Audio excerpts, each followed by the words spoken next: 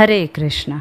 हमारे सनातन वैदिक संस्कृति में सभी पर्व काल गणना के आधार पर निर्धारित किए जाते हैं, जैसे कि प्रदोष काल में पूजा करनी चाहिए या निश्चित काल में पूजा करनी चाहिए या ब्रह्म मुहूर्त में हमें उठना चाहिए आदि, जिसे हम मुहूर्त भी कहते हैं।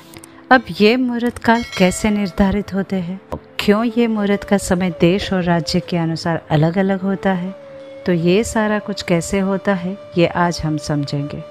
तो आज के वीडियो में हम दिन के सभी प्रहर को जानेंगे और ये सारी जानकारी सूर्य सिद्धांत ग्रंथ के आधारित दी गई है। हमारे हिंदू पंचांग यानी कि वैदिक कैलेंडर के अनुसार दिन सूर्योदय से लेकर सूर्यास्त तक होता है और रात सूर्यास्त से सूर्योदय तक की होती है, यानी आज के सूर्योदय से अगले दिन के सूर्योदय तक के समय को अहोरात्र कहा जाता है।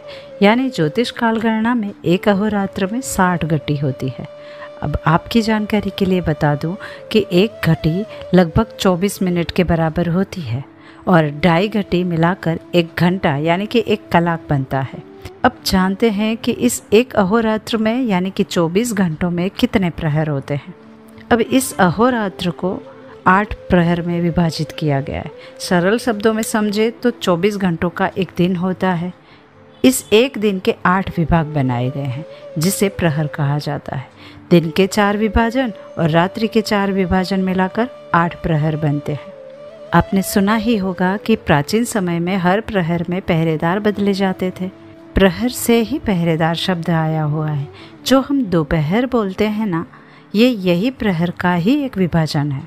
लेकिन हमारे हिंदू शास्त्रों में कुल 8 प्रहरों की बात की गई है, जिन्हें दिन को 4 और रात को 4 भाग में विभाजित किया गया है, जिनमें एक प्रहर लगभग 3 घंटे के आसपास का होता है। यह 8 प्रहर के नाम इस प्रकार से होते हैं। दिन में सूर्योदय से पहला प्रहर, पूर्वाह, फिर मध्याह्न, फिर अपराह और सायंकाल, और फिर रात के 4 प्रहर की शुरुआत सूर्यास्त के समय शुरू होती है, जिसमें पहला प्रहर प्रदोष, फिर निषिद्ध, फिर त्रियामा और उषा। अब दिन की शुरुआत की बात करें तो सूर्योदय से होती है, जो सभी देश और प्रांत के अनुसार थोड़ा बहुत अंतर होता है, लेकिन फिर भी सुबह 6 बजे के आसपास से दिन की शुरुआत होती है। सूर्योदय के समय जो पहला प्रहर होता है, जिसे पूर्वाह कहा जाता है, इसका समय सूर्योदय के अनुसार 6 से 9 बजे तक का होता है। ये प्रहर आंशिक रूप से सात्विक और राजसिक होता है, लेकिन नकारात्मक नहीं होता है। इस समय सोना नहीं चाहिए, ना ही संभोग करना चाहिए। उसके बाद दूसरे प्रहर को मध्याह्न कहते हैं। ये प्रहर का समय लगभग 9 से 12 बजे के आसपास का रहता है। ये प्रहर राजसिक होता है। दिन के तीसरे प्रहर को अपराह कहते हैं। ये समय लगभग दोपहर 12 बजे से 3 बजे तक का रहता है। ये समय तमोगुण से युक्त होता है। अब दिन के चौथे और अंतिम प्रहर को सायंकाल कहते हैं। दोपहर 3 बजे से 6 बजे का समय लगभग सायंकाल का माना गया है। इस समय में तमोगुण की प्रधानता अधिक रहती है।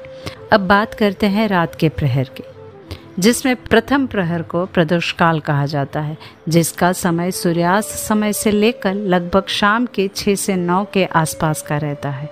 अब इस प्रहर में सत्वगुण की प्रधानता अधिक रहती है। यही कारण है कि इस प्रहर में पूजा, प्रार्थना, जप, तप आदि करने से लाभ प्राप्त होता है।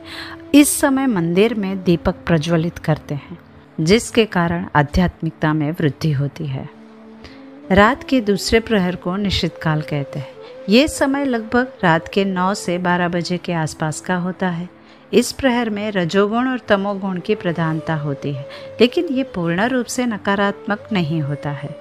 अब रात के तीसरे प्रहर को त्रियामा कहते हैं, जिसका समय रात्रि के लगभग 12 से 3 बजे तक के आसपास का होता है। इस समय को मध्य रात्रि भी कहा जाता है। ये समय पूर्ण रूप से तमोगुणी माना गया है। इस समय प्रार्थना करने से अधिक फलदायी होती है। अब अगले और अंतिम प्रहर को उषा काल कहा जाता है। ये समय रात्रि के लगभग 3 बजे से सुबह के 6 बजे के आसपास का होता है। ये प्रहर शुद्ध रूप से सात्विक होता है। इस प्रहर में उठकर पूजा अर्चना या ध्यान करने से अधिक लाभ मिलता है। ब्रह्म मुहूर्त इसी प्रहर में आता है। अब आज के समय में सिर्फ सेकंड, मिनट, घंटे और दिन रात तक की ही धारणाएं प्रचलित रह गई है। लेकिन हमारे सनातन धर्म में 1 सेकंड के 16,000वें हिस्से से लेकर ब्रह्मांड के अंत तक की काल गणना निर्धारित की गई है, जिसमें 6 प्राण से 1 पल और 60 पल से 1 घटी और 60 घटी से 1 अहोरात्र यानी कि 1 दिन रात बनते हैं। तो ऐसे ही सनातन धर्म को महान नहीं कहा जाता है। तो ये थी 8 प्रहर की जानकारी, जो और भी विस्तृत है, पर हमने यहाँ पर इसे संक्षिप्त में समझा है। अगर आपको ये जानकारी अच्छी लगी हो तो इसे अपने मित्रों तथा परिवारजनों तक पहुँचाइए और ऐसे ही शास्त्रोक्त जानकारी के लिए हमसे जुड़े रहिएगा। तो मिलते हैं एक और नए ज्ञान के साथ। तब तक सभी प्रहर और मुहूर्त को समझकर उनका लाभ लेते हैं। जय श्री लक्ष्मी नारायण।